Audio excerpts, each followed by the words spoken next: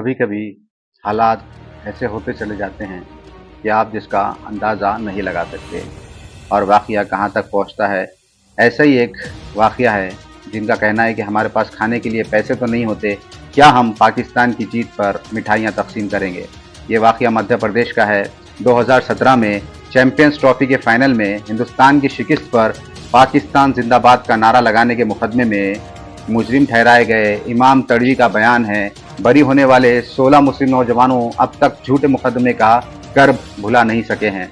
इस केस में 6 साल कबल पुलिस ने 17 मुसलमानों को गिरफ्तार किया था और 2018 के आईसीसी चैंपियनशिप ट्रॉफी के फाइनल में हिंदुस्तान की शिकस्त पर पाकिस्तान के हक में नारा लगाने और मिठाइयां तकसीम करने के मुकदमे में 6 साल बाद बरी होने वाले मध्य प्रदेश के एक गांव के 17 मुस्लिम नौजवानों में से कई ने अब अपनी जिंदगी की तामीर नौ का आगाज कर दिया है।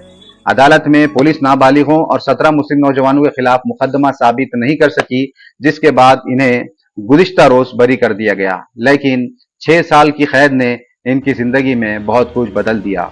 इनमें से एक का कहना है कि इन क्रिकेटरों ने मेरी जिंदगी बर्बाद कर दी, जिनके मैं नाम तक नहीं जानता था। इनमें से एक ने अपने हाथों अपनी जिंदगी खत्म कर ली। इन बरसों में एक के वालिद का इंतकाल हो गया और एक कर्ज में डूब गया। मध्य प्रदेश की राजधानी भोपाल से 359 किलोमीटर दूर जुनूब में वाक़े एक गांव के रिहायशी आज भी पुलिस के मुजालिम को याद करके सहम जाते हैं। एक रिपोर्ट में कहा गया है कि जिला बुरहानपुर के गांव मोहात के रिहायश में 6 बरस से भी जायद अरसा गुजर जाने के बावजूद 2 नाबालिग मुलजिमीन और 17 मुस्लिम अफराद की गिरफ्तारी और इनके खिलाफ कायम किए गए झूठे मुकदमे के सदमे का शिकार हैं।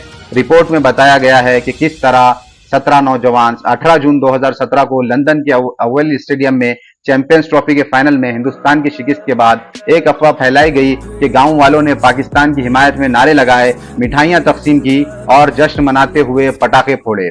बुरहानपुर जिले के शाहपुर पुलिस स्टेशन में बगावत और मुजरिमाना साजिश का मुकदमा दर्ज किया गया। शाहपुर स्टेशन की पुलिस ने इन्हें गिरफ्तार किया, इन्हें मारा पीटा, लाते घूंसे बरसाए और जबानी तौर पर भी बदसलूकी की इन्हें जेल में डाल दिया गया।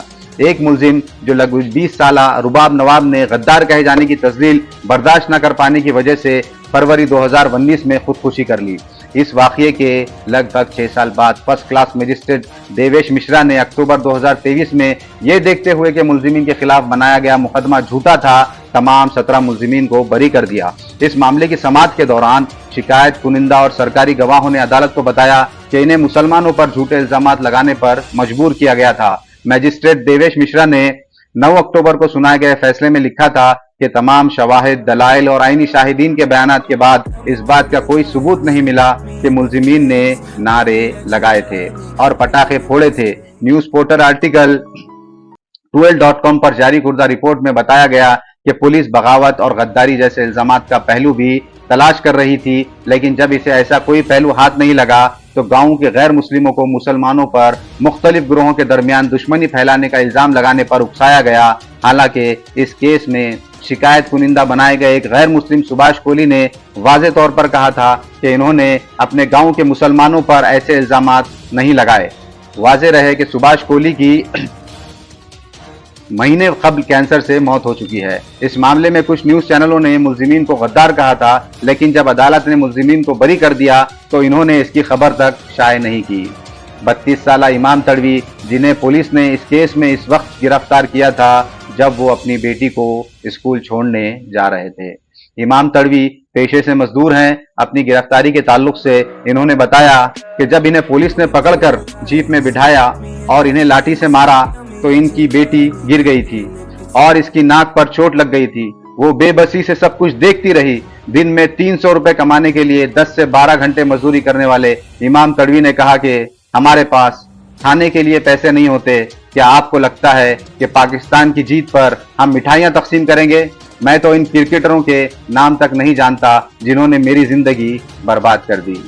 गांव के सरबराह रफीक तड़वी का कहना है कि इस पूरे वाक़ये का गांव वालों को इतना गहरा असर हुआ कि वो अब क्रिकेट भी नहीं देखते, ना खेलते हैं और हिंदुस्तान और पाकिस्तान का मैच भी बिल्कुल नहीं देखते। शेख मुख्तदिर मंसूरी ने कहा कि इनके वालिद की इस केस के तनाव के सबब जान चली गई है।